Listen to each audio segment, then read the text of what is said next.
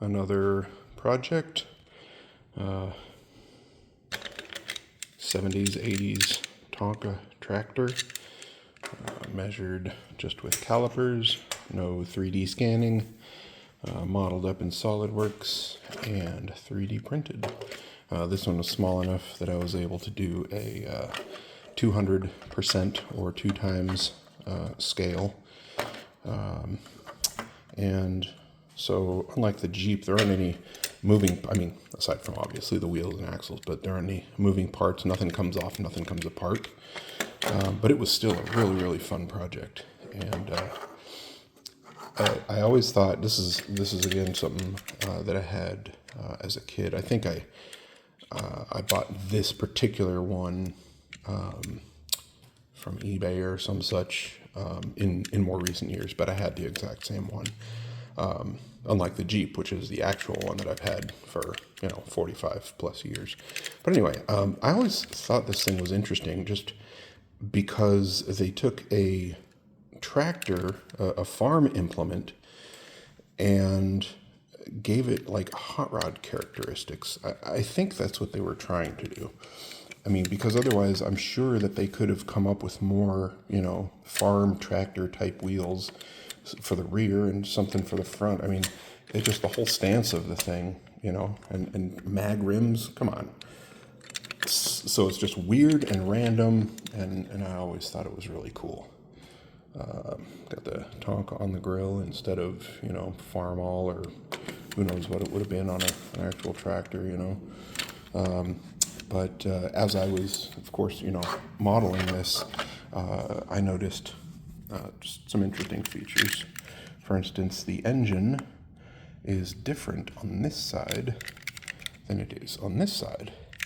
So it's almost like, I don't know, they're like, glow plugs or something on this side, and then like the exhaust manifold on that side or something. Like, they didn't put much detail into it, but they took the time and the care to make it, they didn't just mirror image. It would have been the easier way to do. They actually made the two sides different, which I found pretty interesting.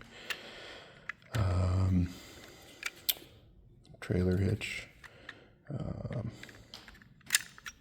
So yeah, this it's also interesting when you get into it to see how these metal parts, and on the Jeep as well, they're largely formed from a flat cutout and done in 1 or 2 stampings, like one stamping that has dynamic features. So like the stamp will come down like this, and then some other features will bend it under, something like that.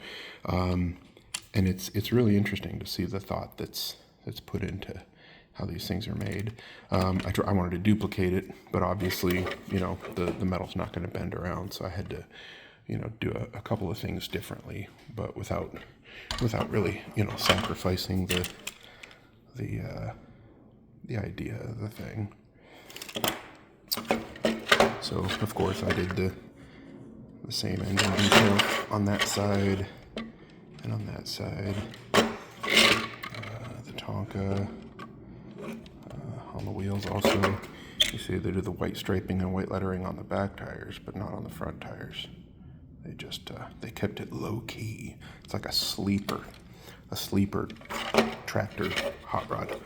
So you got that going on. These front wheels I think are really cool. I really like the geometry that they used here. It's just kind of classic.